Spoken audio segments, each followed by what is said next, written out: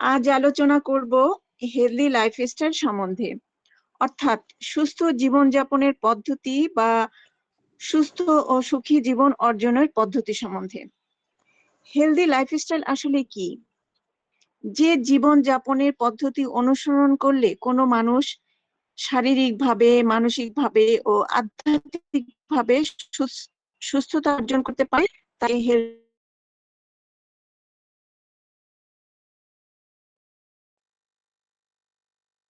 এবং সে spiritually enlightenment হবে। শুধুমাত্র শারীরিক সুস্থতা অর্জন হলে তাকে আমরা বলি ফিজিক্যাল ফিটনেস। যে ব্যক্তি খুব চেষ্টা করে শুধুমাত্র ফিজিক্যাল ফিটনেস অর্জন করেছে, সে ব্যক্তি মানসিকভাবে ভালো নাও থাকতে পারে। পারিপার্শ্বিকতার কারণে তার মন খারাপ থাকতে পারে, সে ডিপ্রেস থাকতে পারে, সে মানসিক রোগীও হয়ে যেতে পারে। এটা কোনো হেলদি লাইফস্টাইল হলো না। যেহেতু হেলথ ইজ ওয়েলথ, সুতরাং নিজের আসল হেলথ অর্জনকে উপেক্ষা করে শুধুমাত্র টাকা পয়সা, ওয়েলথের পিছনে দৌড়াইলে টাকা পয়সা অর্জিত হয় ঠিকই, কিন্তু আসল হেলথ অর্জন হয় না। এবং এক পর্যায়ে এমন হয় যে সে টাকা পয়সা যে ব্যক্তি কষ্ট করে অর্জন করেছিল, চিকিৎসার পিছনে সে টাকা ব্যয় হওয়ার কারণে নিঃস্ব হয়ে তাকে পৃথিবী থেকে চলে যেতে হয়। আজ থেকে প্রায় 25 বছর আগে আমি আমার গুরুজি শহীদ আল বুখারি, ওনাকে জিজ্ঞেস করেছিলাম, ওনার কাছে পরামর্শ নিতে গিয়ে তাকে জিজ্ঞেস করেছিলাম, গুরুজি আমি এফসিপিএস পাস করতে চাই, চাকরি করতে চাই, চেম্বার করতে চাই, সংসার সামলাতে চাই, কিন্তু আমার ঘুম খুব বেশি হওয়ার কারণে আর সময়ের অভাবে আমি সহজভাবে সুন্দরভাবে সব কাজ করতে পারছি না। ঘুমকে কম করে কিভাবে আমি সব কাজ সুন্দরভাবে করব? গুরুজি তখন বলেছিলেন, সব কাজ একসাথে করতে যেও না। 24 ঘন্টার মধ্যে সকালে নিজেকে কমপক্ষে 2 ঘন্টা সময় দাও। 24 ঘন্টার মধ্যে সকালে নিজেকে 2 ঘন্টা সময় দেওয়ার মূল্যটা যে কত বড় তা এখন বুঝতে পারছি। ডেফিনিশন অফ হেলথ, স্বাস্থ্যের সংজ্ঞা কি? মেডিকেলে পড়া অবস্থায় হেলথের যে সংজ্ঞাটা আমরা পড়েছিলাম তা হলো, health is a state of complete physical, mental, social and spiritual wellbeing of a person and not merely the absence of disease or infirmity. অর্থাৎ রোগ বা অসুস্থতার অনুপস্থিতি সুস্থতা নয়। সুস্থতা হচ্ছে এমন এক অবস্থা যে অবস্থায় একজন মানুষ শারীরিক, মানসিক, আধ্যাত্মিক ও সামাজিকভাবে সম্পূর্ণরূপে ভালো থাকে। চারটি বিষয় হচ্ছে: 1 নম্বরে শারীরিক, 2 নম্বরে মানসিক, 3 নম্বরে আধ্যাত্মিক, 4 নম্বরে সামাজিক। যদি কেউ শারীরিক, মানসিক ও আধ্যাত্মিক এই 3টি বিষয় ভালো থাকে, তবে তার পক্ষে সামাজিকভাবেও ভালো থাকা সম্ভব হয়। সুতরাং মূল বিষয় হচ্ছে শারীরিক, মানসিক, আধ্যাত্মিক, এই 3টাতে ভালো থাকা। শারীরিকভাবে ভালো থাকতে হলে আমাদেরকে ছোট্ট একটা ডেইলি রুটিন ফলো করতে হবে। যেমন প্রতিদিন পুষ্টিকর ও প্রাকৃতিক খাবার খেতে হবে, আনহেলদি ফুড অ্যাভয়েড করতে হবে, পর্যাপ্ত পানি পান করতে হবে, পরিমিত খেতে হবে, মাঝে মাঝে ফাস্টিং থাকতে হবে, মাঝে মাঝে রোজা থাকতে হবে, সন্ধ্যা 7টা 8টার মধ্যে খাবার শেষ করতে হবে, রাত 9টা 10টার মধ্যে ঘুমাতে যেতে হবে, ভোর 4টা 5টায় ঘুম থেকে উঠতে হবে, রাতে 7-8 ঘন্টা খুব ভালো ঘুমাতে হবে, সূর্যোদয় দেখতে হবে, ভোরে হাঁটতে যেতে হবে, ব্যায়াম করতে হবে, শ্বাসের ব্যায়াম করতে হবে, সপ্তাহে অন্তত 2 দিন রোদে যেতে হবে, ঘাসে হাঁটতে হবে ইত্যাদি। মানসিক ভাবে যদি সুস্থ থাকতে চায় কেউ, তাহলে তাকে অবশ্যই মানসিক প্রশান্তির চর্চা করতে হবে। মানসিক প্রশান্তির চর্চা ছাড়া কেউ মানসিক ভাবে ভালো থাকতে পারে না। আর আধ্যাত্মিক ভাবে ভালো থাকতে হলে স্রষ্টায় বিশ্বাস করতে হবে, ধর্ম পালন করতে হবে, প্রেয়ার করতে হবে, মেডিটেশন করতে হবে, রিলিজিয়াস বই পড়তে হবে। তো এইভাবে আমরা শারীরিক, মানসিক, আধ্যাত্মিক এই সবগুলো ব্যাপারে যখন আমরা হেলথ অর্জন করব, তখনই তাকে আমরা বলবো কমপ্লিট হেলথ। এখন রোগ কি? সংক্ষেপে রোগ বলতে যে রোগের বড় সংজ্ঞা আছে, কিন্তু সংক্ষেপে আমরা বলতে বুঝি যে lack of ease or discomfort, disease, lack of ease or discomfort, absence of ease or discomfort, অর্থাৎ আরামের ঘাটতি বা অভাব, এটাকে বলে ডিজিজ বলে। রোগের কারণ কি ও তার চিকিৎসা কি? অ্যালোপ্যাথি মতে রোগের কারণ হচ্ছে জেনেটিক অর্থাৎ জন্মগত, এনভায়রনমেন্ট অর্থাৎ পরিবেশগত কারণগুলোর মধ্যে আছে আনহেলদি লাইফস্টাইল, অ্যাক্সিডেন্ট হতে পারে, রোগ জীবাণুর আক্রমণ হতে পারে, ইমোশনাল নেগেটিভ ইমোশনও হতে পারে। এসব কারণে অ্যালোপ্যাথির মধ্যে রোগের কারণ। অ্যালোপ্যাথির চিকিৎসা পদ্ধতি কি? রোগের নাম ধরে ধরে চিকিৎসা করা।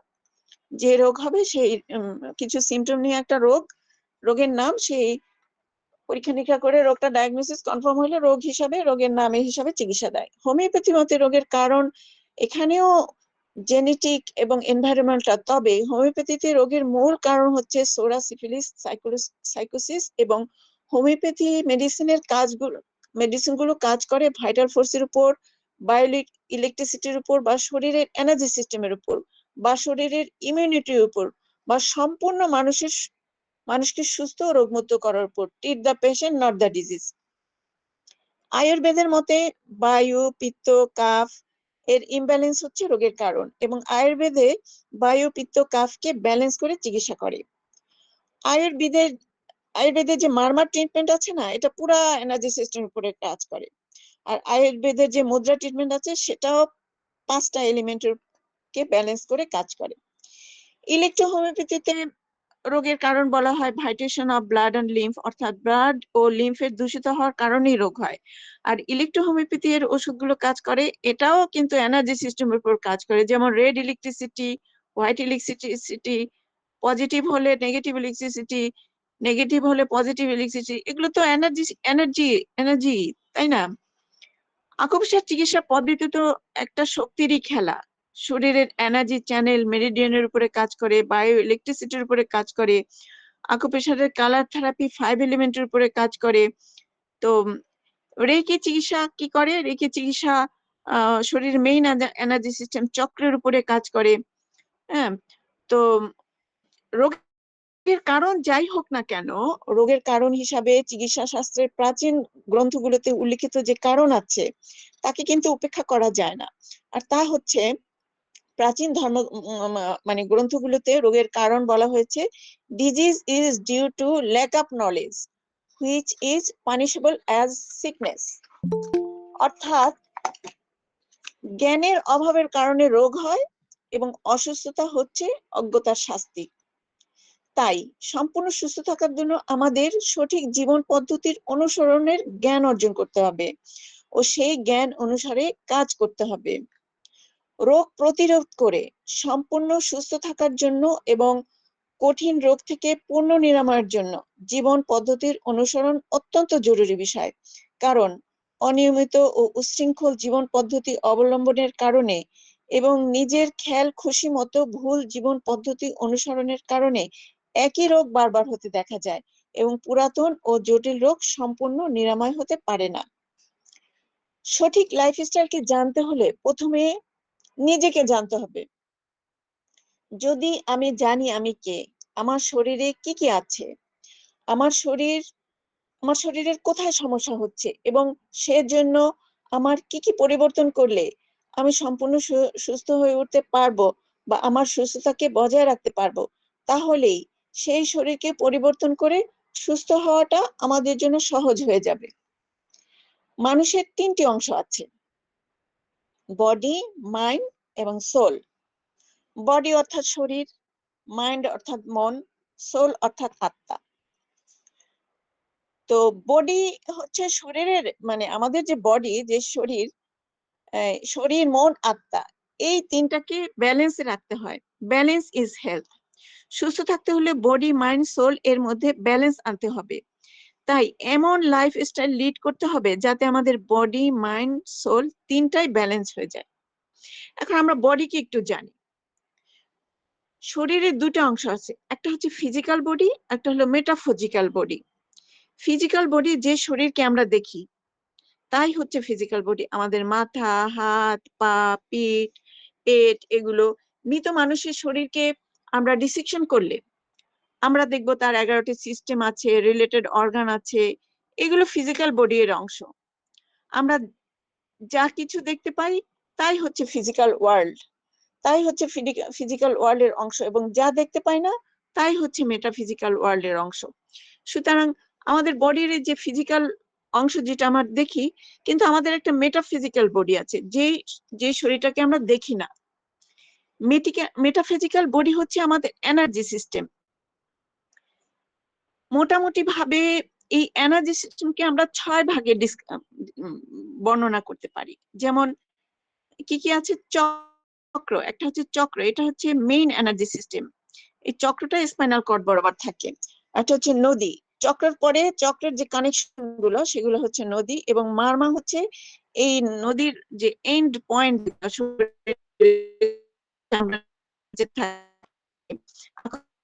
মতোই মারমা পয়েন্ট। এই যে ওদের যে চারিদিকে একটা চক্র যে 7টা আছে, সে 7 চক্রের যে আলো কালার, সেটা পুরা বডির আপা এক চারিদিকে সেকেন্ড একটা ইন্টারাপশন করছি, ইলেকট্রোম্যাগনেটিক কোন ফিল্ড। একটা হ্যাঁ, সেকেন্ড ইন্টারাপ্ট করছি, কোন ছবিটা এখন দেখালে ভালো হয় একটু জয়নাথ ভাইকে একটু বলেন তো চিত্র, তাহলে একটু ভালো না, হয়। এই ছবিটা না আমি পরে বলি, হ্যাঁ, আরেকটু আচ্ছা বর্ণনা করতে আচ্ছা, হবে। হ্যাঁ, ওকে, আচ্ছা হ্যাঁ, ঠিক আছে, ওকে। একটু বর্ণনা করে তারপর মানে একটু জানিয়ে তারপরে কি বর্ণনা করি আর কি। আরেকটা হচ্ছে আচ্ছা মেরিডিয়ান সিস্টেম, এটাও একটা এনার্জি সিস্টেম, জাস্ট একটা আইডিয়া আর কি। মেরিডিয়ান সিস্টেম, এখন আমরা জানি যে কি কি আছে, যেমন চক্র একটা এনার্জি সিস্টেম আছে, চক্রের কানেকশন আছে নদী নাদি আর কি, মারমা পয়েন্ট গুলো আছে এগুলার এন্ডে। ওরা আমাদের বডির চারিদিকে একটা ইলেকট্রোম্যাগনেটিক এনার্জি ফিল্ড আছে। আর মেরিডিয়ান সিস্টেম যেটা আকুপ্রেশারের যে এনার্জি চ্যানেল, আকুপ্রেশারের বিন্দু থাকে যার উপরে। আর বায়োলজিক্যাল ক্লক, আমাদের বডিতে একটা দেহ ঘড়ি আছে। এগুলি সবই আমাদের মেটাফিজিক্যাল বডির অংশ, এগুলোকে আমরা দেখি না, কিন্তু এগুলো দিয়ে আমরা ট্রিটমেন্ট করি। হ্যাঁ, তো ট্রিটমেন্টও আমাদের অনেক মিরাকুলাস কাজ হয়। এসব আমরা দেখি না, তাই এরা হচ্ছে মেটাফিজিক্যাল বডির অংশ। এখন মাইন্ড সম্বন্ধে একটু জানি। মাইন্ড কি? মন হচ্ছে শরীরের পরিচালক। Mind control the body. আজ ইলেকট্রোহোমিওপ্যাথিদের ক্লাসে অ্যাটেন্ড করব, যেই ভাবা সেই কাজ। অ্যাটেন্ড করলাম, মনে হলো এখন এক গ্লাস পানি পান করব, গ্লাসে পানি ঢেলে পান করলাম। So mind controls the body. মন শরীরকে পরিচালনা করে। এখন সোল কি? আত্মাটা কি? সোল হচ্ছে মানুষের স্পিরিচুয়াল পার্ট। সোলের কানেকশন সৃষ্টিকর্তার সাথে, এর অবস্থান মনের ডিপ লেভেলে। এই সোলের সাথে অর্থাৎ রুটের সাথে সবসময় কানেকশন থাকলেই মানুষ দুনিয়ার সব দুঃখ কষ্ট অসুস্থতাকে জয় করে চিরসুখী মানুষ হয়ে উঠতে পারে। তো মানুষ মরে গেলে শরীর থেকে শেষ শ্বাস বের হওয়ার সাথে সাথে আত্মাও কিন্তু বের হয়ে চলে যায়। যতদিন মানুষ বেঁচে থাকে ততদিন আত্মাও মানুষের সাথে থাকে। আইসিইউতে একজন আনকনসিয়াস পেশেন্টের দিকে তাকালে আমরা বুঝতে পারবো পেশেন্টের আর্টিফিশিয়াল ভেন্টিলেশনে আছে, তার শরীরের কার্যাবলী চলছে, মন কাজ করছে না। আর্টিফিশিয়াল ভেন্টিলেশন দিয়ে আত্মাকে ধরে রাখার চেষ্টা চালানো হচ্ছে, কিন্তু এক সময় এত কিছুর পরেও আত্মা যখন বের হওয়ার, তখন বের হয়ে চলে গেলে আর্টিফিশিয়াল ভেন্টিলেশনের কাজ হয় না। শরীর থেকে আত্মা বের হয়ে চলে যাওয়ার সাথে সাথে মানুষটিও মারা যায়। সুতরাং এই হলো আত্মা। এবার আমরা শরীর মন এই দুটি বিষয় নিয়ে একটু আলোচনা করি। শরীরের ফিজিক্যাল বডি তো আমরা জানি যে 11টা সিস্টেম দিয়ে হিউম্যান বডি তৈরি। সেই 11টা সিস্টেম গত ক্লাসগুলোতে আলোচনা করা হয়েছে। এবার আমরা মেটাফিজিক্যাল বডি যে অংশটুকু সেটা আলোচনা করি। মেটাফিজিক্যাল বডি আমাদের শরীর প্রধানত হরমোন সিস্টেম এবং নার্ভাস সিস্টেম দ্বারা পরিচালিত হয়। এই হরমোনাল সিস্টেম এবং নার্ভাস সিস্টেমের শক্তি কোত্থেকে আসে? এরা শক্তি পায় দুই জায়গা থেকে শক্তি পায়, খাবার থেকে, পানি থেকে, অক্সিজেন থেকে। শরীরে কি হয়? শরীরের কোষের যে মধ্যে যে মাইটোকন্ড্রিয়া থাকে, হ্যাঁ, সেটাকে এনার্জির ঘর বলা হয়। মাইটোকন্ড্রিয়াকে শক্তির ঘর বলা হয়। এখানে কি হয়? খাবার, পানি, এগুলো থেকে, অক্সিজেন থেকে এখানে এটিপি তৈরি হয়, অ্যাডিনোসিন ট্রাইফসফেট। এই এটিপি হচ্ছে কেমিক্যাল এনার্জি। এই এটিপি যখন ভেঙে যায় তখন কিন্তু ইলেকট্রোম্যাগনেটিক এনার্জি তৈরি হয়। হ্যাঁ, মানুষের শরীরে এনার্জিকে বলা হয় বায়ো ইলেকট্রিক এনার্জি। এই ইলেকট্রোম্যাগনেটিক এনার্জিটাকে বায়ো ইলেকট্রিক এনার্জি। মানুষের শরীরে যে এনার্জি, এটা এটিপি থেকে তৈরি হয়। আর একটা এনার্জির সোর্স হলো ইউনিভার্স থেকে আসে। ইউনিভার্স মানে মহাবিশ্ব থেকে আসে। এখন এই মহাবিশ্ব থেকে তো আমাদের অক্সিজেনও আসে, আমরা যেটা নাক দিয়ে নেই। এই নাক দেওয়া ছাড়াও আমাদের মাথার উপরে একটা পয়েন্ট আছে, GV20, আকুপ্রেশারের পয়েন্ট, মারমা পয়েন্ট বলে এটাকে। তো এই দিক থেকে ইউনিভার্স থেকে আমাদের এনার্জিটা শরীরে প্রবেশ করে। এখানে যে মানে এই পয়েন্ট দিয়ে প্রবেশ করে, এখানে যে চক্র আছে, প্রথম চক্রটা মাথার উপরে, হ্যাঁ, সহস্রার চক্র বলে, এখান দিয়ে প্রবেশ করে। এরপর এই এনার্জি কি করে, স্পাইনের মধ্যে 7টা চক্র আছে, এগুলা দিয়ে চলে চলে চলে চলে এই নাদি যেগুলো আছে, 72,000 নাদি, সেগুলো দিয়ে শরীরের প্রত্যেকটা মার্মা পয়েন্টে গিয়ে পৌঁছায়। হ্যাঁ, এবং 12টা মেরিডিয়ানেও এই এনার্জিটা চলে এবং শরীরের চারিদিকে পুরা শরীরে ছড়িয়ে পড়ে। আর অর্গান ক্লক আমরা জানি, বডি যে দেহ ঘড়িটা, এই ইউনিভার্সাল এনার্জি দিয়েই অর্গান ক্লকটা চলে। এবং অর্গান ক্লক হিসাবে 24 ঘন্টার মধ্যে নির্দিষ্ট সময়ে শরীরের প্রত্যেকটা অঙ্গে 2 ঘন্টা করে করে এনার্জি সবচেয়ে বেশি প্রবাহিত হয়। মানে ওই যে ইউনিভার্সাল এনার্জি যেটা আমাদের মাথার উপর দিয়ে স্পাইনাল কর্ডের মধ্যে ঢুকেছে, সেটা গিয়ে মেরিডিয়ান রেখার মধ্যে দিয়ে, মেরিডিয়ান চ্যানেলের মধ্যে দিয়ে প্রত্যেকটা অর্গানে যায় এবং 2 ঘন্টা করে করে প্রত্যেকটা অর্গানে এনার্জিটা সাপ্লাই দেয়। তো অর্গান ক্লক হিসাবে যদি আমরা চলি, অর্গান ক্লক একটা সাবজেক্ট, এটা আমি আরেকদিন আলাপ করব, অর্গান ক্লকের ছবি দিয়েছি। তো এই হিসাবে যদি আমরা চলি, তাহলে আমরা কিন্তু খুব ভালো সুস্থ থাকতে পারবো। তো আমার আমার ইউনিভার্স থেকে যে আমাদের শরীরে এনার্জিটা ঢোকে, তার একটা উদাহরণ, একটা সহজ উদাহরণ, এই যে বাইরে যখন সূর্যের তাপ হয়, আমরা যত পর্দা দিয়ে দরজা বন্ধ, জানালা বন্ধ করে থাকি, এই সূর্যের তাপটা কিন্তু আমরা রুমের মধ্যে বসেও অনুভব করতে পারি, আমাদের কিন্তু অনেক গরম লাগে। এই ইউনিভার্সাল এনার্জিটা যদি আমাদের মধ্যে না যেত, তাহলে কিন্তু আমরা গরম অনুভব করতে পারতাম না। হ্যাঁ, তো এটা একটা উদাহরণ বলা যায়। তো মেটাফিজিক্যাল বডিকে আমরা মোটামুটি 4টে অংশ বর্ণনা করতে পারি। একটা হচ্ছে চক্র। এই চক্র হচ্ছে, তো এই যে চক্রটা, এই 1 নম্বর ছবি, এই যে ছবিটা প্রথমে দেখা যাচ্ছে, 1 নম্বর ছবিতে 7টি চক্রকে দেখানো হয়েছে এবং এদের সাথে এন্ডোক্রাইন গ্ল্যান্ডের যে সম্পর্ক, সেটাও দেখানো হয়েছে। তো এই যে উপরে যে চক্রটা, এই যে উপরে একদম পিনিয়াল গ্ল্যান্ডের সাথে, এন্ডোক্রাইন গ্ল্যান্ডের সাথে যুক্ত। তারপরে উপরে হচ্ছে গিয়ে আহ হচ্ছে সহস্রার চক্র বলে, একদম ব্রেনের উপরে, এটার সাথে পিনিয়াল গ্ল্যান্ডের সম্পর্ক। তারপরে আসছে হচ্ছে আজ্ঞা চক্র। আজ্ঞা চক্র আমাদের দুই ভ্রূর মাঝখান দিয়ে এটা বের হয়েছে, মানে বের হয় না, যে এনার্জিটা আসে এভাবে, আসলের অবস্থান কিন্তু স্পাইনে, হ্যাঁ, মার্কিং করা আছে। তো এটাই যে এখানে যে মানে আমাদের যে এখানে পিটুইটারি গ্ল্যান্ডের সাথে এটা সম্পর্ক।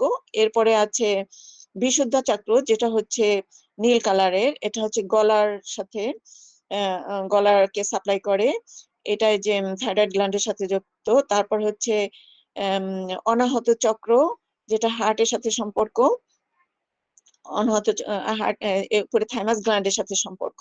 তারপর হচ্ছে মণিপুরী চক্র, আমাদের ডাইজেস্টিভ সিস্টেমের পুরা অর্গানকে এটা, এবং প্যানক্রিয়াসের সাথে সম্পর্ক, পুরা ডাইজেস্টিভ সিস্টেমকে কন্ট্রোল করে। এরপর স্বাদিষ্ঠান চক্র, যেটা কিনা টেস্টিস, ওভারি এবং পুরা জেনারেটাল অর্গানের সাথে যুক্ত। এবং তারপরে হচ্ছে গিয়ে মূলাধার চক্র, হ্যাঁ, যেটা কিনা এই তো মূলাধার চক্রের সাথে, এই তো মানে মানে এগুলো আমি পরে বলছি।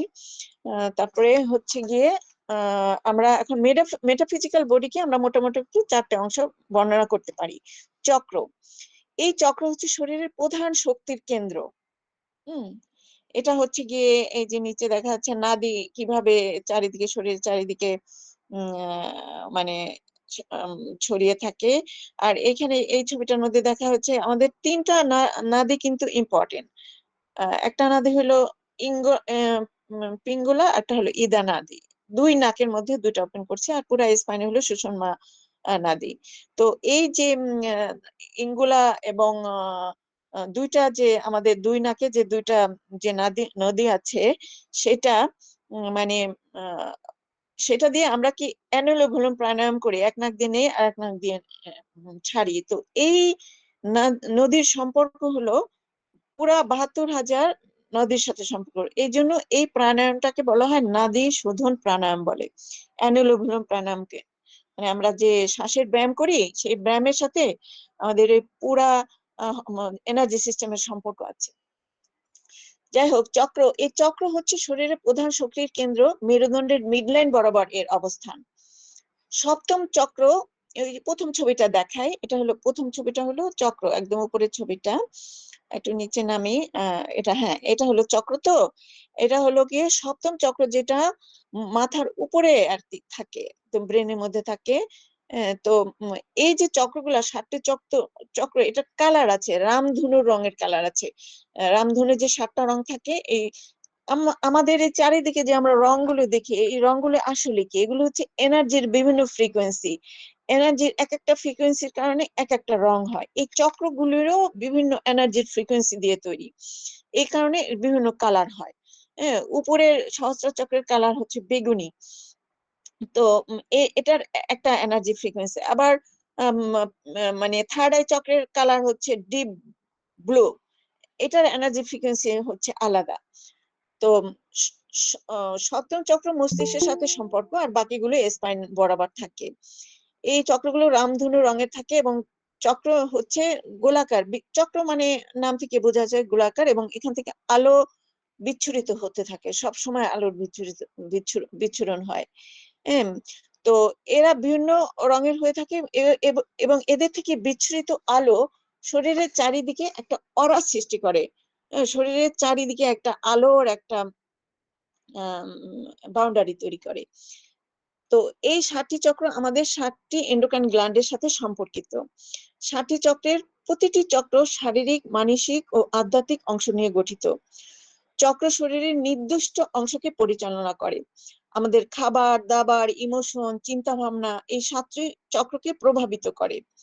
রেকির মাধ্যমে, মেডিটেশনের মাধ্যমে, মুদ্রা ট্রিটমেন্টের মাধ্যমে, আকুপ্রেশারের মাধ্যমে এই চক্রকে ব্যালেন্স করা যায়।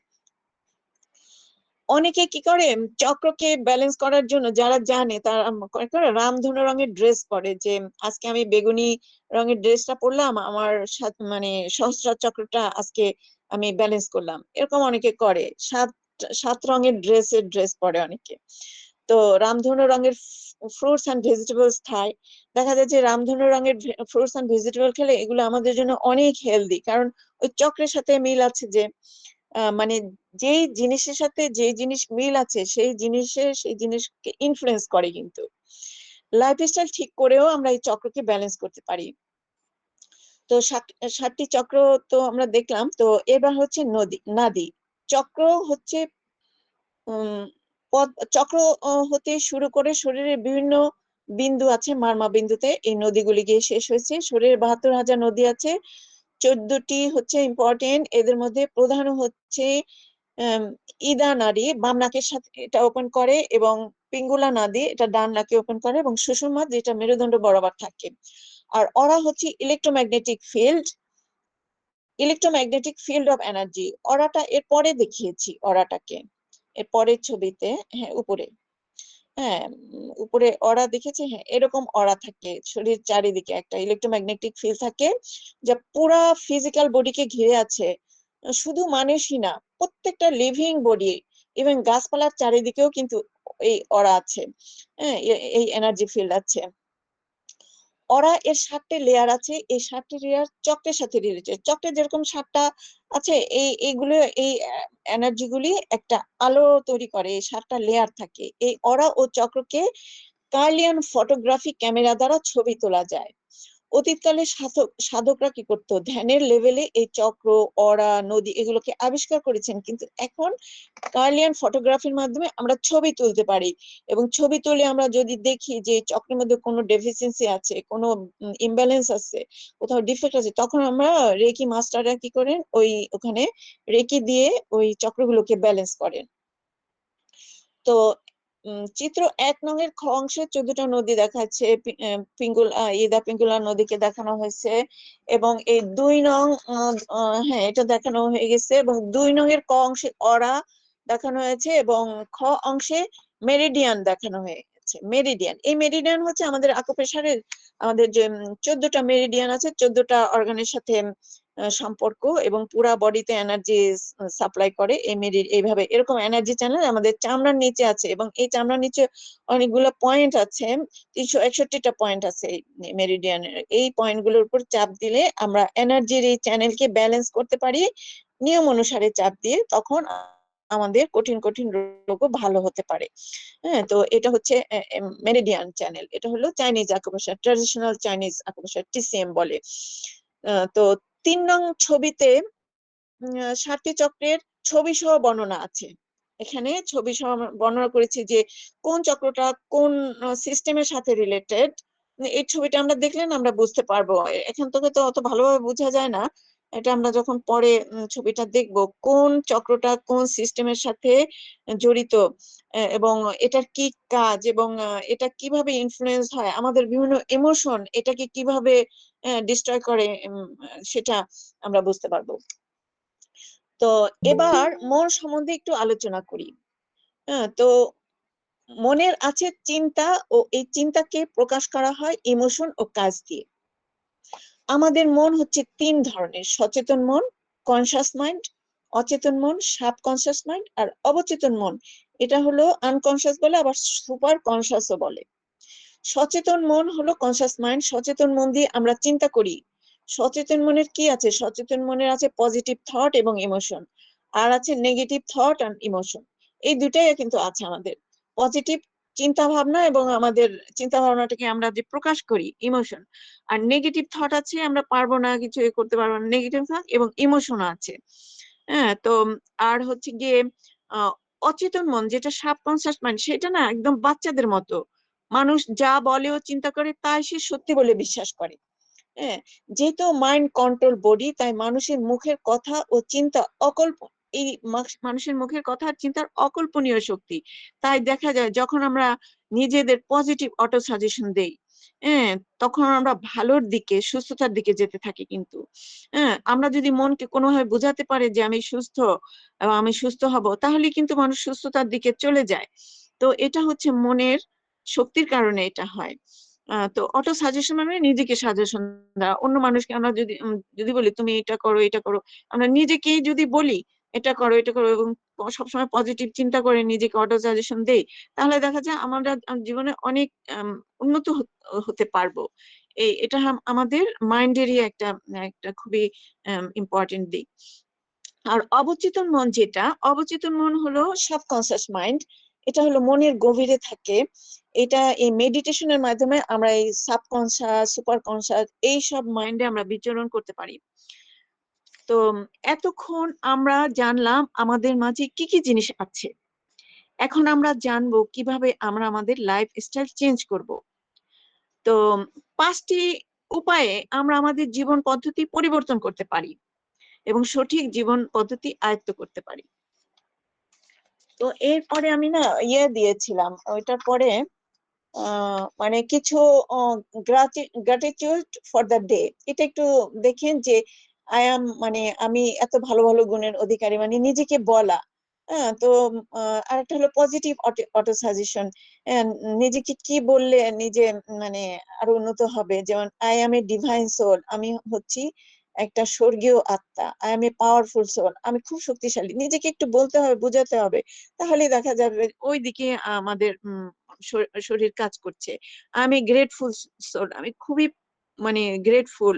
আমি পিসফুল সোল, আমি খুবই শান্তিময় আত্মা। আই এম অলওয়েজ হ্যাপি, আমি সবসময় সুখী। My health is perfect always, আমার শরীর সবসময় সুস্থ। তারপরে আরেকটা অটো সাজেশন হচ্ছে day by day, in every way, by the grace of Allah, I am getting better better better.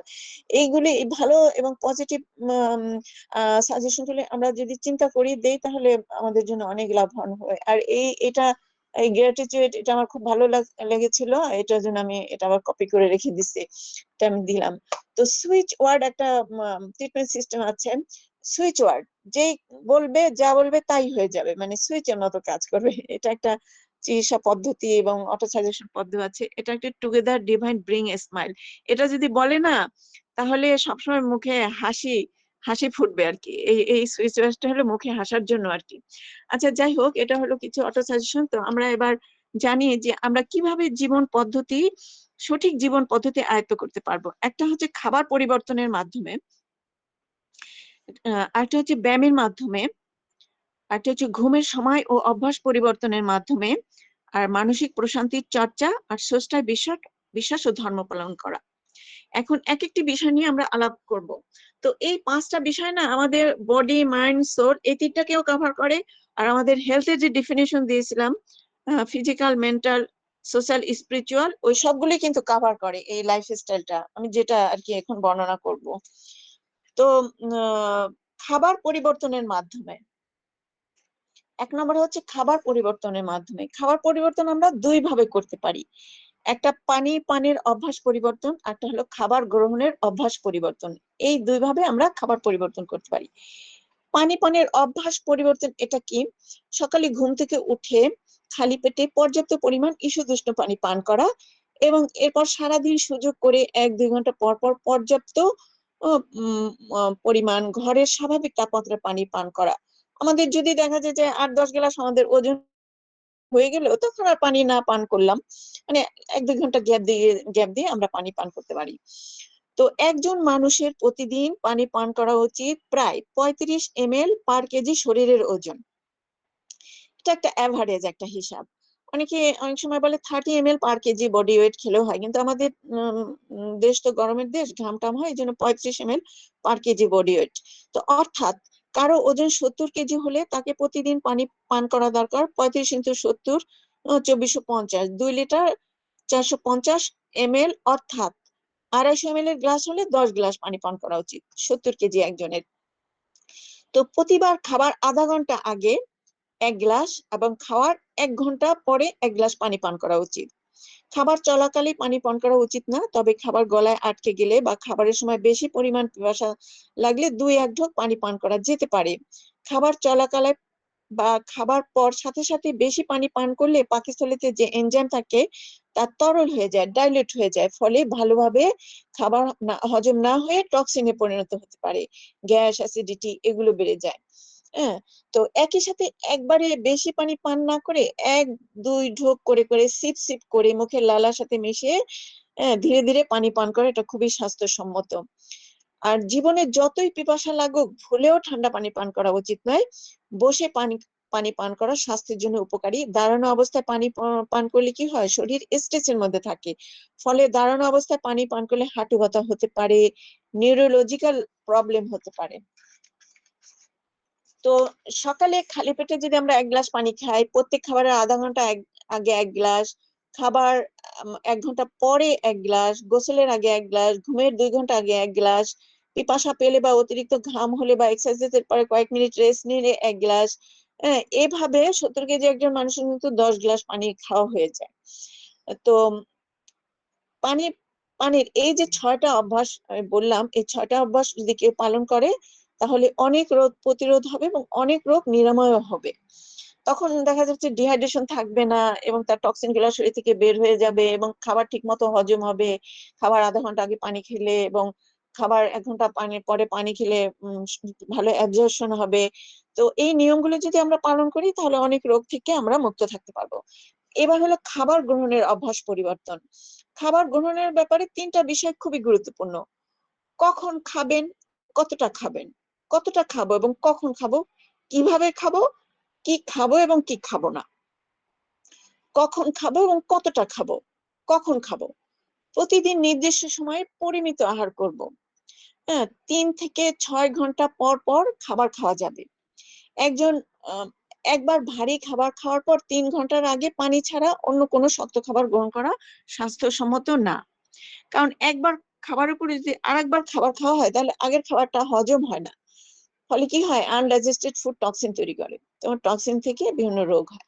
2 খাবারের মাঝখানে 4 থেকে 6 ঘন্টা ব্যবধান থাকলে একবার খাওয়া খাবার আর একবার খাওয়ার আগে সম্পূর্ণ হজম হয় এবং আমাদের শরীরের অন্ত্র ভোজ্য পদার্থ থেকে তার প্রয়োজনীয় পুষ্টি ঠিকমতো শোষণ করে নিতে পারে। সকালের নাস্তা সকাল 7টা-8টার মধ্যে, দুপুরের খাবার দুপুর 12টা-1টার মধ্যে, রাতের খাবার রাত 7টা-8টার মধ্যে খাওয়া স্বাস্থ্যসম্মত।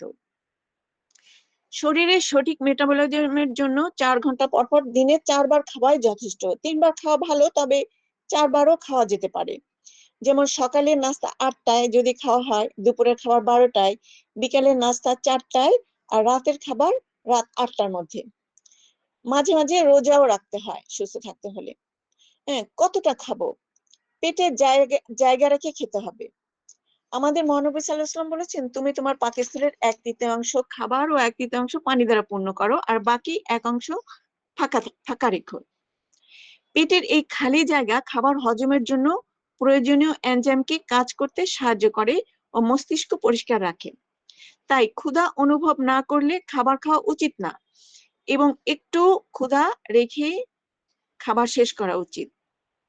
খাবার খাওয়ার পর নিজেকে আরো বেশি শক্তিশালী, তৎপর, কর্মঠ, এমনকি দৌড়াতেও সক্ষম এরূপ মনে হওয়া উচিত।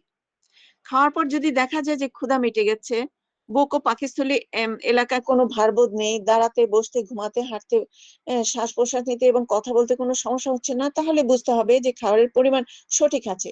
কিন্তু খাওয়ার পরে যদি নিজেকে ভারী মনে হয় কিংবা ঘুম ঘুম পায়, তাহলে বুঝতে হবে বেশি খাওয়া হয়ে গেছে। তো আমরা তো জানি যে হংকং আছে না, চায়নার, ওরা কিন্তু বেশি বাঁচে, এবং ওই যে জাপানির, ওরাও কিন্তু বেশি বাঁচে। জাপানি লোকদের দেখা যাচ্ছে যে দেখা যায় 85 বছরের উপরে গড় আয়ু। তো এটার কারণ বলতে জাপানের একটা সিস্টেম ফলো করে। তো ওটা হলো ওরা 80%-এর মানে মানে পেটের 80 ভাগের বেশি ভরতে দেয় না। হ্যাঁ, 20 ভাগ খালি রেখে খায়, এবং ওরা খাবারের মধ্যে ফ্রুটস, ভেজিটেবল, সালাদ ওগুলো করে, এবং ওরা প্রোবায়োটিক হিসাবে আচার টাচার ওগুলো প্রোবায়োটিক খায়, প্লাস মানে উম, ইয়ে খায় আর কি, আম, আম, প্রাকৃতিক খাবার খায় বেশি। তো কিভাবে খাবো? যে কোনো খাবার ধীরে সুস্থে চিবিয়ে রস করে খাওয়া উচিত। প্রতি লোকমা খাবার 15-16 বার বা 20 বার বা 32 বার চিবিয়ে খেলে সবচেয়ে ভালো। বলা হয় যে 32টা দাঁতের হক আছে, তাই তুমি 32 বার চিবিয়ে খাও। তা যদি না পারা যায়, এক এক রকমের খাবার 15-20 বার বা 16 বার, টেস্ট এভরি বাইট, এইভাবে করে খাওয়া উচিত। তো আয়ুর্বেদে বলা আছে যে খাবার তুমি পান করো আর পানি তুমি খাও, যে খাবার একদম চিবিয়ে চিবিয়ে পানির মতো করে তুমি খাবে, তাহলে তোমার শরীর ভালো থাকবে। কি খাবেন এবং কি খাবেন না? কি খাবেন? প্রতিদিন সুষম খাদ্য, স্বাস্থ্যকর খাদ্য ও প্রাকৃতিক খাদ্য খেতে হবে। সুষম খাবার হচ্ছে এমন খাবার যার মধ্যে থাকবে যথাযথ অনুপাতে শর্করা, আমিষ, স্নেহ, vitamin, mineral, carbohydrate, protein, fat, vitamin, minerals, water, এই 6টা উপাদান, এবং ফাইবার। হ্যাঁ, ফাইবার যেটা আমাদের ওই যে ইয়েতে গাট ব্যাকটেরিয়া গুলো পছন্দ করে, ফাইবার, এগুলো আর কি থাকবে।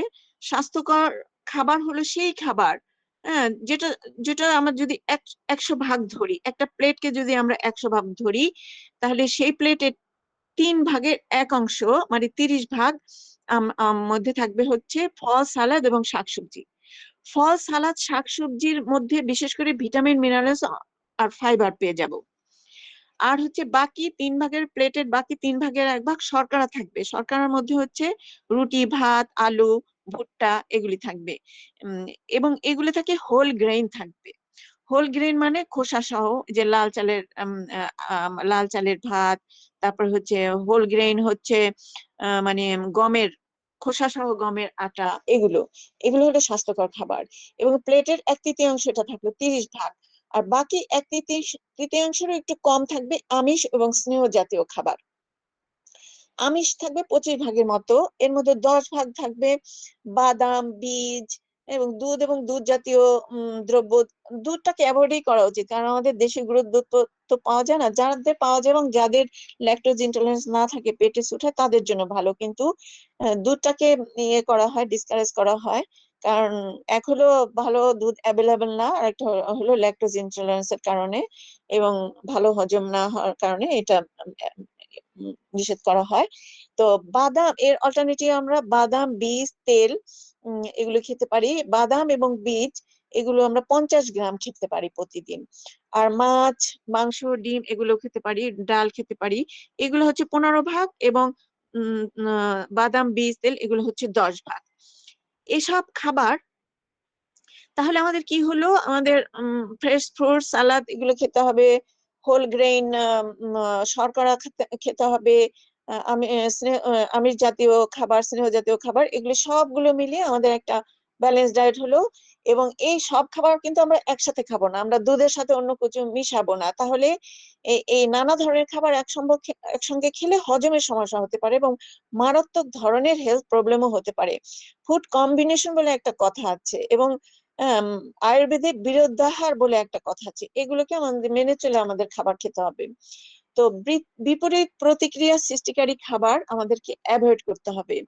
হ্যাঁ, এই খাবারগুলি যদি আমরা অনেক দিন ধরে খাই, বিপরীত প্রতিক্রিয়া পরস্পর বিরোধী যে খাবার, তাহলে আমাদের লং রানে আমাদের বিভিন্ন সমস্যা হতে পারে। লেপ্রোসি, লিকোডার্মা, অন্ধত্ব, অ্যাসিডিটি, জ্বর, থাইরয়েডের সমস্যা, অ্যালার্জি, এপিলেপসি, তো ফোড়া, এগুলি বিভিন্ন ধরনের সমস্যা হতে পারে যদি আমরা বিরুদ্ধ আহার খাই।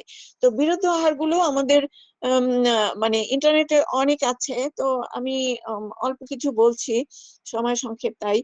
দুধের সাথে যেমন লবণ, লবণাক্ত খাবার, মূলা, ক্ষীরা, আনারস, তরমুজ, খরবুজা, তুলসী পাতা, আমলকি, মাছ, দই, এগুলা কিন্তু খাওয়া যাবে না, এটা বিরুদ্ধ আহার।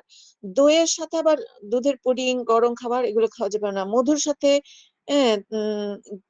ঘি, মূলা, গরম দুধ, গরম খাবার, চীনা বাদাম, শসা, এগুলো খাওয়া যাবে না। তরমুজের সাথে, তরমুজ আলাদা একা একা খেতে হবে, তরমুজের সাথে অন্য অন্য জিনিস খাওয়া যায় না। অনেকে দেখা যায় বলে তরমুজ খেয়ে হাসপাতালে ভর্তি হয়েছে, আসলে তরমুজ খেয়ে হাসপাতালে ভর্তি হওয়ার তো কারণ নাই, তরমুজের সাথে বিভিন্ন খাবার মিশিয়ে খেলে তো হাসপাতালে ভর্তি হতেই হবে। তো তারপরে ভাতের সাথে ওই যে সিরকা খেলেও অনেক সময়, ওই ভাতের সাথে সিরকা খেলেও, ভিনেগার ভিনেগার খেলেও এটা ইনকম্পারেবল। তো আমি দেখলাম, অনেক সার্চ করে দেখলাম যে এটা কেন লিখলো, তো দেখলাম হ্যাঁ, ভাতের সাথে সিরকা খেলেও এটাও হচ্ছে ইনকম্পারেবল খাবার। তারপরে কলার সাথে যে অনেকে ঘোল খায়, এগুলা দুধের সাথে খিচুড়ি খায়, হ্যাঁ, তো মধু আর ফল খায়, হ্যাঁ, এগুলি ইনকম্পারেবল ফুড। তো যাই হোক, খাবারের শাকসবজি ও সালাদের পরিমাণ বাড়িয়ে দিতে হবে। প্রতিদিন অন্তত 2 প্রকার ফল খেলে কি হয়, বিভিন্ন ধরনের ক্যান্সার এবং হৃদরোগের ঝুঁকি অনেকাংশে কমে যায়। এক এক মৌসুমে যে ফল হয় তা কিন্তু ওই মৌসুমের রোগের প্রতিষেধক হিসাবে কাজ করে। প্রতিদিনের খাবার তালিকায় পেঁয়াজ, রসুন, কাঁচামরিচ, ধনিয়া পাতা, শসা, টমেটো, গাজর, পুদিনা পাতা, কারি পাতা, লেবু, আদা, হলুদ, আমলকি, তুলসী পাতা, এগুলি রাখা উচিত। কিন্তু আমরা না কমনলি কি করি, শসাটার সাথে শসার সাথে টমেটো দিয়ে সালাদ বানাই খাই। আসলে শসাটার সাথে টমেটো দিয়ে এটাও দেখলাম ভালোভাবে, এটা কিন্তু ইনকম্পিটেবল, আলাদা আলাদা ভাবে শসা টমেটো খেতে হবে। ক্যালসিয়াম অভাবের পূরণের জন্য প্রতিদিন 1 বড় টেবিল চামচ তিল খেতে হবে। তিলে প্রচুর ক্যালসিয়াম আছে, ছোট মাছ কাটা সহ চিবিয়ে খেলেও প্রচুর ক্যালসিয়াম পাওয়া যায়। এছাড়াও উম, আহ, উম, ডিমের কুসুম, পালং শাক, লাল শাক, এগুলোতেও ক্যালসিয়াম পাওয়া যায়। চোখ ভালো থাকার জন্য প্রতিদিন আমলকি, গাজর, কাঠবাদাম, এগুলো খাওয়া খাওয়া উচিত। গাজরে প্রচুর ভিটামিন এ থাকে।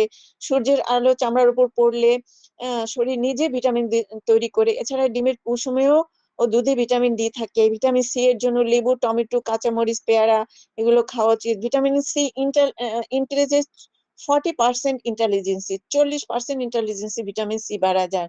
ভিটামিন ই এর জন্য বাদাম, অঙ্কুরিত মুগ, ছোলা এবং পূর্ণ শস্য খাওয়া উচিত। তো রক্ত শূন্যতা যদি হয় তাহলে আমরা লাল বিট আছে না, বিট, গাজর, আপেল বা টমেটো, এগুলো দিয়ে জুস বানিয়ে খেতে পারি।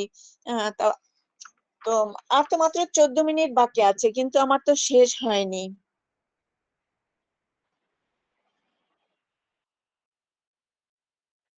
আচ্ছা, রক্তের আমাদের রক্তের মধ্যে অ্যাসিড ও ক্ষার, অ্যাসিড এবং অ্যালকালের অনুপাত কিন্তু 20-20:80। হ্যাঁ, সুস্থ থাকার জন্য এই অনুপাতটা বজায় রাখা উচিত, মানে রক্তের অ্যাসিডিক ভাবটা কম থাকবে কিন্তু অ্যালকালিটা কম থাকবে। সেই জন্য এটাকে ব্যালেন্স রাখার জন্য আমাদের অ্যালকালিন খাবার খেতে হবে বেশি করে, এবং অ্যাসিডিক খাবার কম খেতে হবে। তো ক্ষারধর্মী মানে অ্যালকালিন খাবার কোনগুলি? অ্যালকালিন খাবার বোধহয় মানে আমরা সংক্ষেপে বলতে পারি সব ধরনের ফল, সব ধরনের শাকসবজি, সালাদ, ডাবের পানি, এসব হচ্ছে অ্যালকালিন খাবার। আর অম্ল অ্যাসিডিক খাবার কোনগুলো? এগুলো হচ্ছে পলিশ করা চাল, যেগুলো সাদা ধবধবে চাল, যেটার মধ্যে কোনো কাবার নাই। এটার জন্য লাল চাল খেতে বলা হয়, কারণ লাল চাল এত অ্যাসিডিক না। পলিশ করা চাল, ভুসি তোলা আটা, কেক, পরোটা, ময়দা, চা, কফি, চিনি, ভাজা খাবার, এগুলো সব হচ্ছে অ্যাসিডিক খাবার। সব ধরনের মাংস, পনির, ডিমের কুসুম, এগুলো হলো অ্যাসিডিক খাবার। সুতরাং এগুলোকে আমাদের 20%-এর মধ্যে সীমাবদ্ধ রাখতে হবে এবং 80% সবজি সালাদ এগুলো খেতে হবে। এবং কি খাবো না, আমরা খাবো না হচ্ছে কোমল পানীয় যেগুলো Pepsi, Coke, Fanta, Mirinda, energy drinks, ফ্রিজে রাখা ঠান্ডা খাবার, ঠান্ডা পানীয় এগুলো খাবো না। অ্যালকোহল, সিগারেট, তামাক, জর্দা, প্যাকেটে তৈরি সংরক্ষিত, কৌটায় সংরক্ষিত খাবার খাবো না। জাঙ্ক ফুড, ফাস্ট ফুড, পোড়া মাংস খেলে পেটের মধ্যে ক্যান্সার হওয়ার সম্ভাবনা থাকে, প্যানক্রিয়াসের ক্যান্সার হওয়ার সম্ভাবনা থাকে। পোড়া মাংস, উচ্চ তাপে ভাজা মাংস, শুকরের মাংস, কৃত্রিম চিনি, আর্টিফিশিয়াল সুইটনার, আর্টিফিশিয়াল রং, আর্টিফিশিয়াল কালার এগুলো কিন্তু ক্যান্সার সৃষ্টি করতে পারে। তাই artificial colour, artificial flavour, artificial preservative এগুলো অ্যাভয়েড করবো। টেস্টিং সল্ট যুক্ত খাবারও অ্যাভয়েড করতে হবে। ময়দার তৈরি খাবার অ্যাভয়েড করবো। অতিরিক্ত লবণাক্ত খাবার, মাইক্রোওয়েভে তৈরি খাবার, মাইক্রোওয়েভে রেডিয়েশনটা যায়। তারপর ফার্মের তৈরি মাছ অনেকে খায় না, তেলাপিয়া মাছ, চিংড়ি মাছ। তারপরে ওই যে ইনকমফোর্টেবল ফুড তো খাবোই না। দুধ মেশানো চা, কফি এগুলাও এড়িয়ে চলতে হবে। বাসি খাবার, পচে যাওয়া খাবার, রাস্তার পাশের খোলা খাবার, বিভিন্ন ধরনের মানুষ এক গ্লাসে পানি খায়, এমন এমন ধরনের পানীয় আমরা খাবো না। তো আর শাকসবজিকে আমরা সবসময় বিষ মুক্ত করে খাবো। লবণ বা ভিনেগার দিয়ে আধা ঘন্টা পানির মধ্যে, 1 লিটার পানির মধ্যে দিয়ে ভিজায়ে তারপরে আমরা ওই পানিটা খাবো। আর হচ্ছে সবসময় কম আঁচে রান্না করা ভালো। অ্যালুমিনিয়াম পাত্রে রান্না করা এবং অ্যালুমিনিয়াম প্যাকেটে খাবার অ্যাভয়েড করা উচিত, কারণ এটাতে অনেক রোগ হতে পারে। তো মেজাজ খারাপ নিয়ে, ক্রোধ নিয়ে, দুঃখ দুশ্চিন্তা নিয়ে, মনে হিংসা বিরক্তি এগুলো নিয়ে তাড়াহুড়ো করে খাবার না খাওয়া উচিত। মনকে প্রফুল্ল রেখে শান্তির সাথে ধীরে ধীরে খাবার খাওয়া উচিত। এবং খাদ্যবস্তু যাই হোক পরিতৃপ্তির সাথে খাওয়া উচিত। তো আমরা খাবারের দিকটা বললাম, তো এবার ব্যায়ামের দিকটা বলি। ব্যায়ামের মাধ্যমে আমরা পরিবর্তন করতে পারি আমাদের লাইফ স্টাইল। নিয়মিত ব্যায়াম করলে শরীরের রোগ প্রতিরোধ ক্ষমতা বাড়ে, শরীরের মন সুস্থ, তরতাজা ও প্রাণবন্ত থাকে। প্রতিদিন অন্তত 20 মিনিট থেকে আধা ঘন্টা ব্যায়াম করা উচিত। যোগ ব্যায়াম হচ্ছে সবচেয়ে ভালো ব্যায়াম, এরপরে হচ্ছে হাঁটা। প্রতিদিন 30 মিনিট করে সপ্তাহে কমপক্ষে 3 থেকে 5 দিন হাঁটা উচিত। নিয়মিত হাঁটলে শরীর হয়ে ওঠে ঝরঝরে, মনটা থাকে সুখানুভূতিময়। তাই সকালে ও সন্ধ্যায় ফাঁকা জায়গায় তাজা বাতাসে ও রোদের আলোতে বের হওয়া স্বাস্থ্যের জন্য উপকারী। ভিটামিন ডি পাওয়ার জন্য সপ্তাহে অন্তত 2-3 দিন 10 থেকে 15 মিনিট, আর যারা কালো তাদের 30 মিনিট, 30 মিনিট রোদে বসা উচিত। হাত, পা, পিঠ এগুলোতে রোদ লাগানো উচিত। তো তো নামাজ পড়লে কি হয়, নামাজ পড়লে শরীরের সবচেয়ে বেশি ভালো ব্যায়াম হয়। তাছাড়া নামাজের জন্য দিনে 5 বার হেঁটে মসজিদে যাওয়া আসা করলে শরীরে যে পরিশ্রম হয় তাতে ব্যায়ামের উদ্দেশ্যে আলাদাভাবে আধা ঘন্টা হাঁটার খুব একটা প্রয়োজন হয় না, যদি একটু দূরে মসজিদ হয়। নামাজ শরীর, মন ও আত্মা সবার জন্যই ভালো। বলা হয় যে আধা ঘন্টা আকুপ্রেশার করলে তাতে আধা ঘন্টা হাঁটা বা আধা ঘন্টা ব্যায়ামের সমান উপকার পাওয়া যায়। তাই ঘুমানোর আগে বা ঘুম থেকে ওঠার পর রোগ প্রতিরোধের জন্য ও সারা জীবন সুস্থ প্রাণবন্ত থাকার জন্য সপ্তাহে 6 দিন আকুপ্রেশার করা উচিত। তারপর প্রাণায়াম করা উচিত, ওই যে নারী শোধন প্রাণায়াম করা উচিত। মুদ্রা ট্রিটমেন্ট, জ্ঞান মুদ্রা, প্রাণ মুদ্রা, আপন মুদ্রা, আদি মুদ্রা এগুলো করা উচিত। কাজকর্মের মধ্যে শরীরকে সবসময় সচল রাখা উচিত, সবসময় সোজা হয়ে বসা, সোজা হয়ে হাঁটা উচিত। কারণ সোজা হয়ে হলে কি আমাদের স্পাইনটা সোজা থাকে, ওখানে যে চক্রগুলো সেগুলো ঠিক মতো এনার্জি সাপ্লাই করতে পারে। এই জন্য আমাদের সবসময় সোজা হয়ে বসা উচিত, দাঁড়ানো উচিত, হাঁটা উচিত। 7-8 ঘন্টা কাজ করলেও বিশ্রামও এবং কাজের মধ্যে একটা সামঞ্জস্য রাখা উচিত। ঘুমের সময় ও অভ্যাস পরিবর্তনের মাধ্যমে প্রতিদিন একই সময় ঘুমাতে হবে ও নির্দিষ্ট সময় ঘুম থেকে জেগে ওঠার অভ্যাস করতে হবে। রাত্র 9টা-10টার মধ্যে ঘুমানো স্বাস্থ্যের জন্য ভালো। প্রতিদিন রাত্রে 7-8 ঘন্টা ঘুম দরকার। ভোরে 4টা-5টার মধ্যে ঘুম থেকে ওঠা স্বাস্থ্যের জন্য ভালো। এই সময় কি ব্রহ্ম মুহূর্ত বলে সকালবেলা, এবং ওই সময়টায় অক্সিজেন পুরো পৃথিবীতে অক্সিজেনটা পূর্ণ থাকে, সাবকনসিয়াস মাইন্ডটা ওপেন হয়, হরমোন ব্যালেন্স থাকে, দোয়া কবুল হয়, সব ইচ্ছা পূর্ণ হয়, শরীরের রোগ প্রতিরোধ ক্ষমতা বাড়ে, পজিটিভ মনোভাব সৃষ্টি হয়, ইন্সপিরেশন পাওয়া যায়, শক্তি ও কর্মদক্ষতা বাড়ে, চামড়া সুন্দর হয়, হজম হয়, ব্রেন, হার্ট, লিভার ভালোভাবে কাজ করে, শরীর প্রাকৃতিক ভাবে বিশুদ্ধ হয়, ন্যাচারাল ডিটক্সিফিকেশন হয়। এই জন্য সকাল 4টা-5টায় ওঠার গুরুত্ব এত বেশি। ভোরে উঠলে আমরা কি প্রার্থনা, মেডিটেশন, হাঁটা, ব্যায়ামের পর্যাপ্ত সময় পাওয়া যায় এবং সারাদিন একটা প্রাণোচ্ছল সুখানুভূতি নিত্য সঙ্গী হয়। কিন্তু রাত জাগলে কিন্তু ওই ভোরে উঠলে আরো খারাপ লাগবে, তখন কিন্তু এই অনুভূতিগুলি পাওয়া যায় না। স্বাভাবিকভাবে যারা আর্লি ঘুমায় এবং আর্লি ওঠে তারা সুস্বাস্থ্যের অধিকারী হয়। তবে 7-8 ঘন্টা ভালো ঘুম সারাদিন রাখবে প্রাণোচ্ছল ও প্রফুল্ল। প্রতিদিনের কাজগুলো হয়ে উঠবে আরো সুন্দর, আনন্দময়।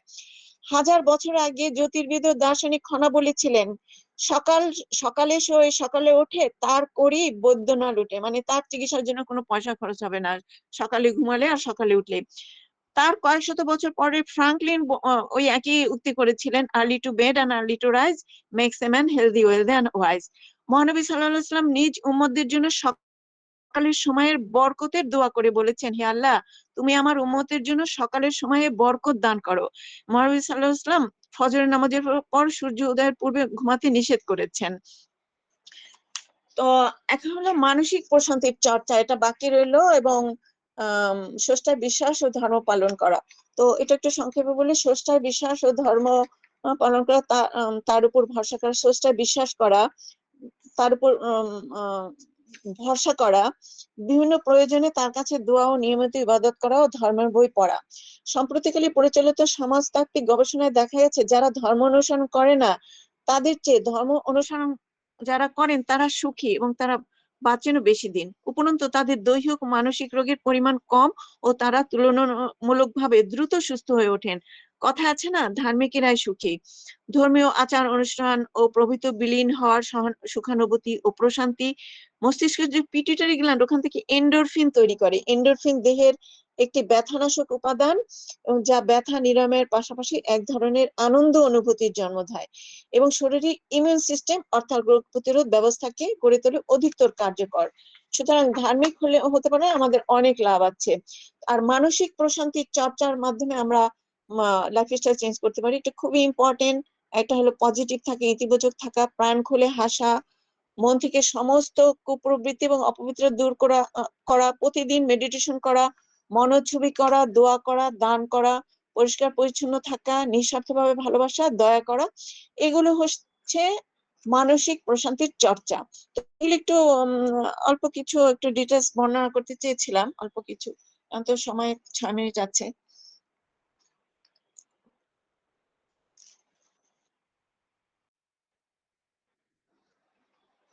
সবাই যদি চায় তাহলে দেন।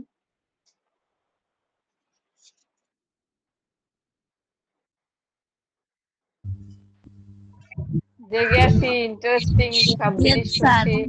আসসালামু আলাইকুম তবে আপু, সুন্দর ক্লাসটা ধন্যবাদ। আচ্ছা ম্যাডাম, আর কতটুকু সময় লাগবে আপনার টোটাল আনুমানিক? আর আর 5 মিনিট বা 10 মিনিট এরকম। তাহলে তাহলে লিঙ্ক দে, লিঙ্ক আরেকটা দেন, তাহলে একটা লিঙ্ক দেন। 15 মিনিট আমরা শুনি। হ্যাঁ, হ্যাঁ হ্যাঁ বাকি হ্যাঁ, গুলো যদি বেশি আধা ঘন্টা বলবো। লাগতো তাহলে হয়তো বা আমরা আগামীকালকে বাকি ক্লাসটা নিতে পারতাম। না বেশি নাই, অল্প যদি- একটু, শুধু মানসিক প্রশান্তি কিভাবে চর্চা করতে হবে এটুকু। ওকে ওকে, তাহলে আরেকটা লিঙ্ক দিয়ে দেন জুনায়েদ ভাই। ওকে, হ্যাঁ এটা, কাটেন। হ্যাঁ এটা কেটে দেন।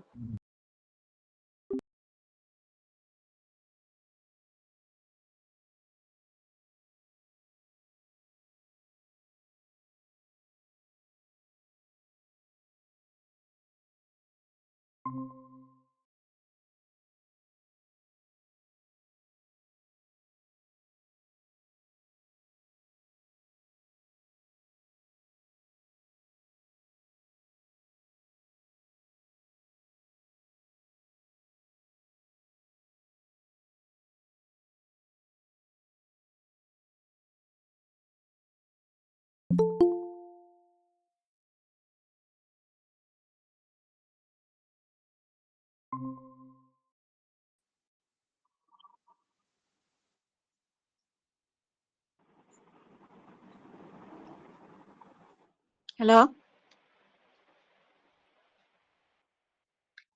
হ্যাঁ এখন শুরু করবো। আচ্ছা,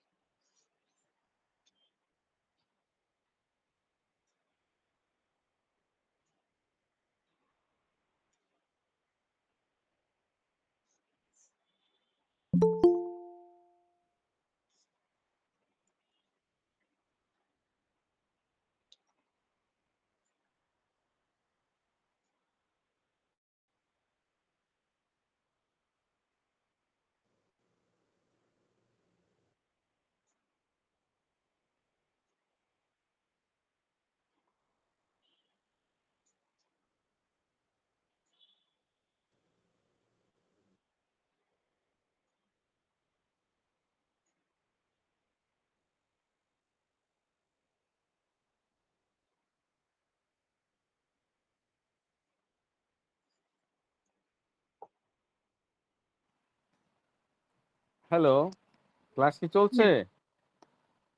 শুরু করে দেন ম্যাডাম।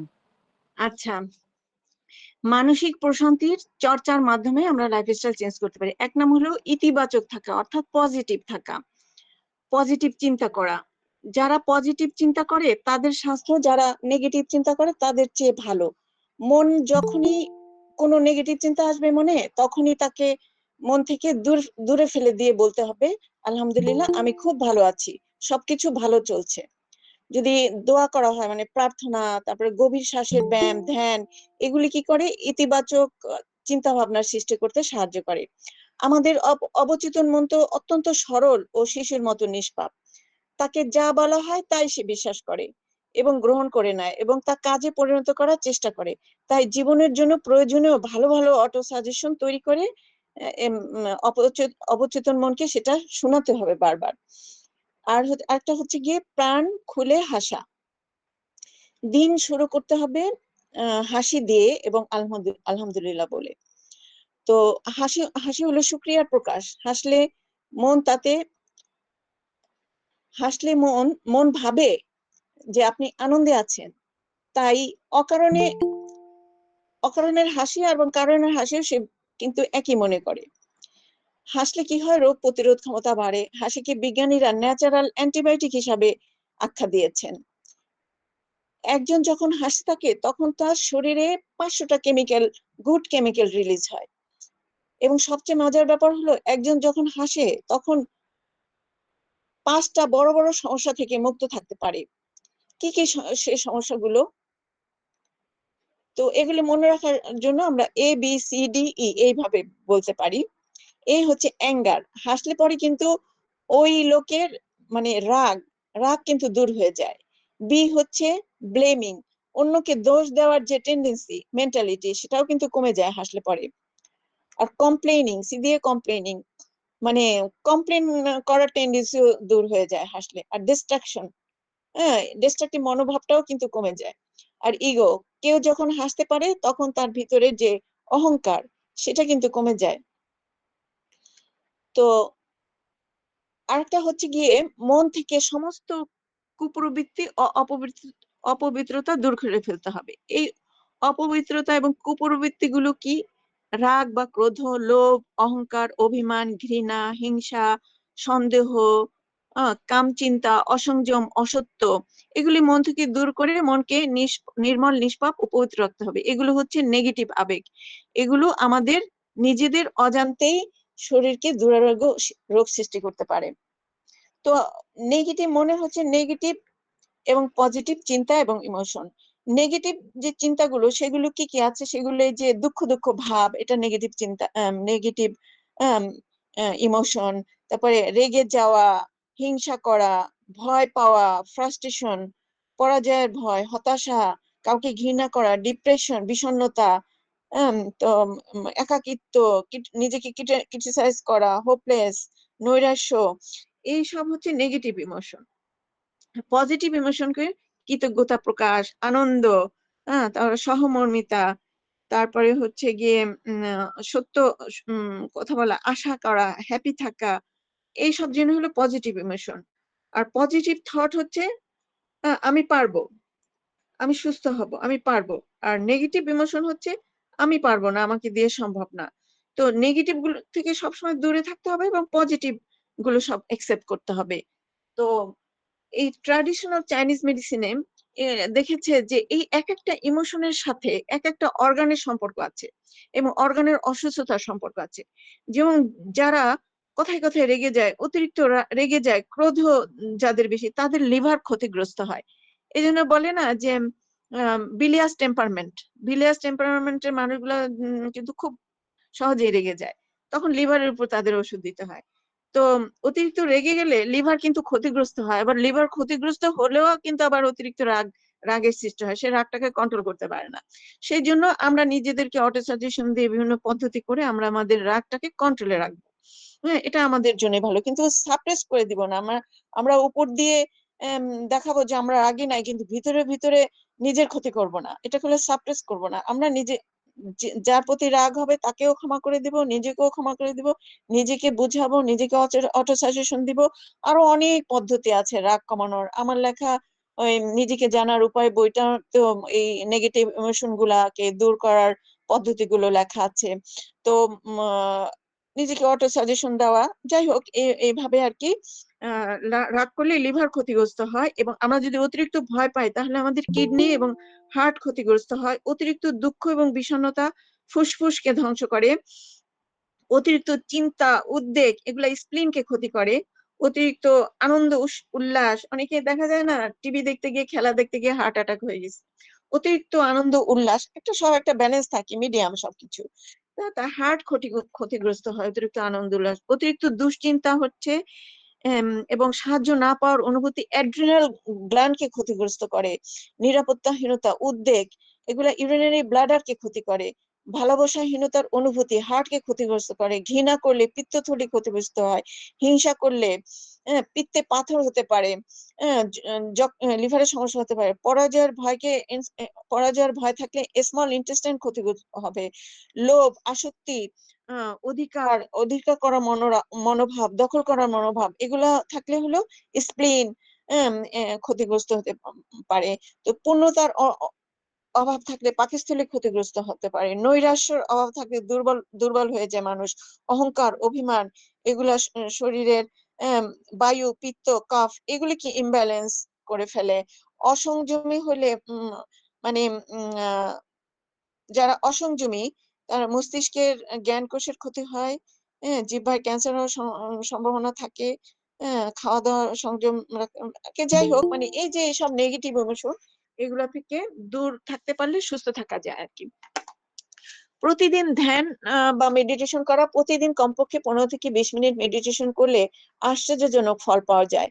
মেডিটেশন কি জেনেটিক ইনফরমেশনও চেঞ্জ করতে পারে, তাই মেডিটেশন জন্মগত রোগেও অনেক কার্যকরী। মেডিটেশন করলে সুখী ও আনন্দে থাকা যায়। মেডিটেশন করলে যে হ্যাপি হরমোন সেরোটোনিন, এন্ডোরফিন, আমাদের কতগুলো শরীরে হ্যাপি হরমোন আছে, সেরোটোনিন, এন্ডোরফিন, অক্সিটোসিন, ডোপামিন, এগুলো রিলিজ হয় আমাদের মেডিটেশন করলে।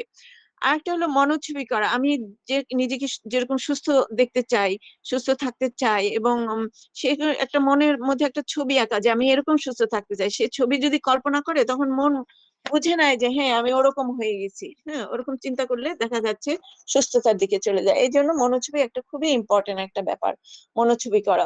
যেটা চাই সেটা আমরা মনোছবি কল্পনা করব।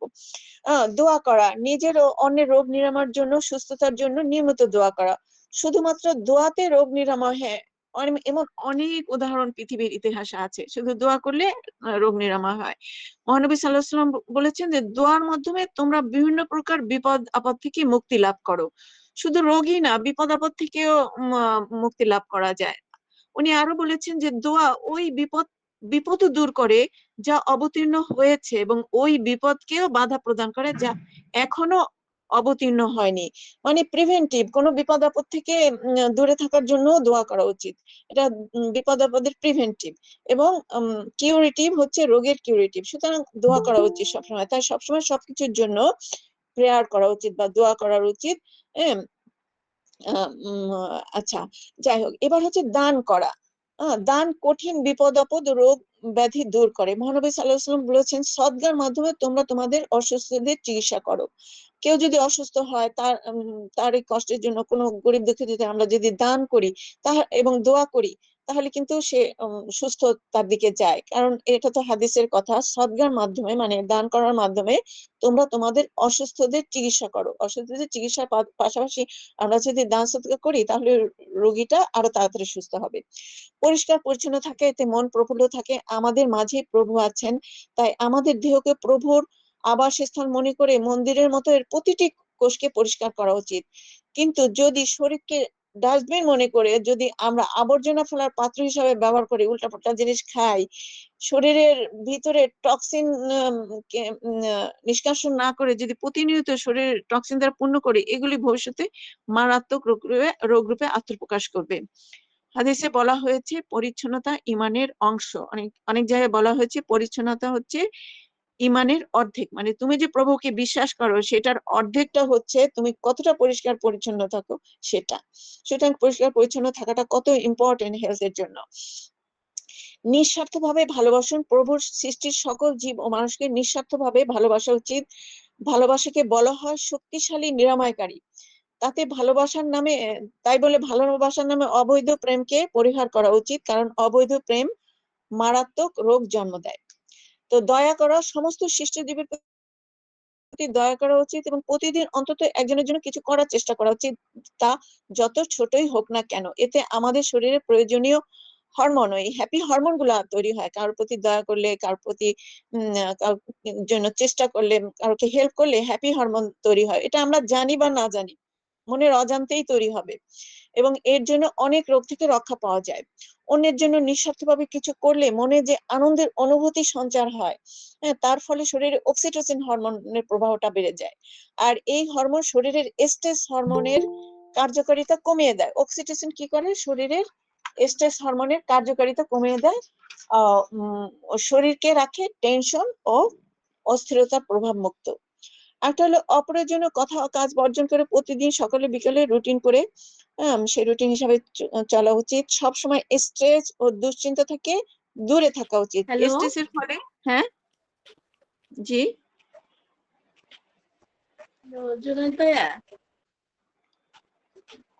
কি শোনা যাচ্ছে? আমি তো শুনতে পাচ্ছি না কিছু।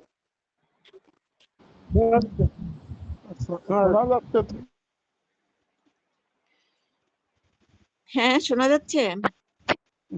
হ্যাঁ হ্যাঁ, আপনি সবসময় বলতে থাকেন, সব শোনা যাচ্ছে। সবসময় স্ট্রেস ও দুশ্চিন্তা থেকে দূরে থাকতে হবে। স্ট্রেসের ফলে দেহে কর্টিসল নামের একটি হরমোন বেশি বেশি তৈরি হয়। স্ট্রেসের ফলে ফলে কি হয়? এই কর্টিসলটা তৈরি হয়, যা মাথা থেকে পা পর্যন্ত যত অঙ্গ প্রত্যঙ্গ আছে সবগুলো রোগ সৃষ্টি করতে পারে এই কর্টিসলটা। তাই নিজেকে সবসময় শান্ত রাখার চেষ্টা করতে হবে। ছোটখাটো ব্যাপারে ক্ষেপে গেলে হবে না, সবসময় শান্ত রাখার চেষ্টা করতে হবে। এ ব্যাপারে যদি নিজেকে কন্ট্রোল করা না যায়, মেডিটেশন হেল্প করতে পারে। একটি কাজ শেষ হলে তারপর আর একটা কাজ শুরু করা উচিত। সব কাজ একসাথে শুরু করলে তো স্ট্রেসের মধ্যে চলে যেতে হয়। মানুষ এক সময় কিন্তু একটা কাজই করতে পারে। দুশ্চিন্তা করলে বিভিন্ন শারীরিক সমস্যা হয়। এটা চিন্তা করে দেখা উচিত যে যে সমস্ত জিনিস নিয়ে আমি চিন্তা করি তার বেশিরভাগই কিন্তু ঘটে না। দুঃখ স্মৃতি ঝেড়ে ফেলা উচিত, এতে স্মরণ শক্তি বাড়ে। বিজ্ঞানীদের পরামর্শ, জীবনের যেসব তিক্ত অভিজ্ঞতার সাথে আপনার গভীর আবেগ জড়িয়ে আছে, এরকম ঘটনাগুলো সবিস্তারে লিখে ফেলুন। লিখে আবার পড়া যাবে না, লিখে তারপর কুটি কুটি করে কেটে ছিঁড়ে ফেলে পুড়িয়ে ফেলতে হবে। এই দুঃখ বেদনা অতীতের, সেগুলো ঝেড়ে ফেলতে হবে। চিন্তা, কথা ও কাজে সৎ হতে হবে। ভালো বই পড়তে হবে, রাতের ঘুমের আগে অন্তত 20 মিনিট যদি কেউ বই পড়ে ঘুমায় তাহলে তার একদিকে তো তার অচেতন মনটা অনেক পিওর হবে, প্লাস সে কি করতে হবে, ভালো বই পড়লে জীবনে অনেক বড় শুভাকাঙ্ক্ষী বন্ধু ভালো বই। রাতের ঘুমের আগে বই পড়লে অনিদ্রার সমস্যাও দূর হয়। যাই হোক, এই ছিল আমার আজকে লাইফস্টাইল, হেলদি লাইফস্টাইল সম্পর্কে সংক্ষিপ্ত বর্ণনা। সবাইকে ধন্যবাদ। আমি হচ্ছে গিয়ে এরপরে আর ক্লাস নিতে পারবো না, কারণ 1 মাস পরে আমার থার্ড ইয়ার টেস্ট পরীক্ষা হবে, তো এটার জন্য। তো আজকের জন্য লাস্ট ক্লাস। থ্যাংক ইউ সবাইকে। আপনাকে অনেক ঠিক অনেক আছে ধন্যবাদ। ম্যাডাম, ধন্যবাদ। আচ্ছা, দাও। জি, ইনশাল্লাহ আমরা পরীক্ষার পরে অবশ্যই আবার আপনাকে পাবো। আর আমাদের ক্লাস ইনশাআল্লাহ, নিয়মিত রুটিন অনুযায়ী হবে। ক্লাসে উপস্থিত তো ইনশাআল্লাহ। থাকবেন, তাই না ম্যাডাম? ম্যাডাম, হ্যাঁ, ইনশাআল্লাহ উপস্থিত থাকবো, উপস্থিত থাকবো। ওকে, ঠিক আছে, বুঝছি। প্রিপারেশনের একটা ব্যাপার থাকে অলওয়েজ, এটাই জি, ঝামেলা, আর কিছু না। জি, হ্যাঁ, কারণ প্রিপারেশন নিতে অনেক পরিশ্রম টাইম দিতে। লাগে আর কি। হ্যাঁ, হ্যাঁ। ওকে, আল্লাহ ভরসা, আমাদের নেক্সট ক্লাস আমরা নিয়মিত করবো। তো আজকে অনেক রাত হয়ে গেছে, তো সবার থেকে বিদায় নিচ্ছি। ওকে, ধন্যবাদ সবাইকে, ইনশাল্লাহ। আসসালামু আলাইকুম। ওয়ালাইকুম আসসালাম। ধন্যবাদ। আসসালামু আলাইকুম ওয়া রাহমাতুল্লাহি ওয়া বারাকাতুহু।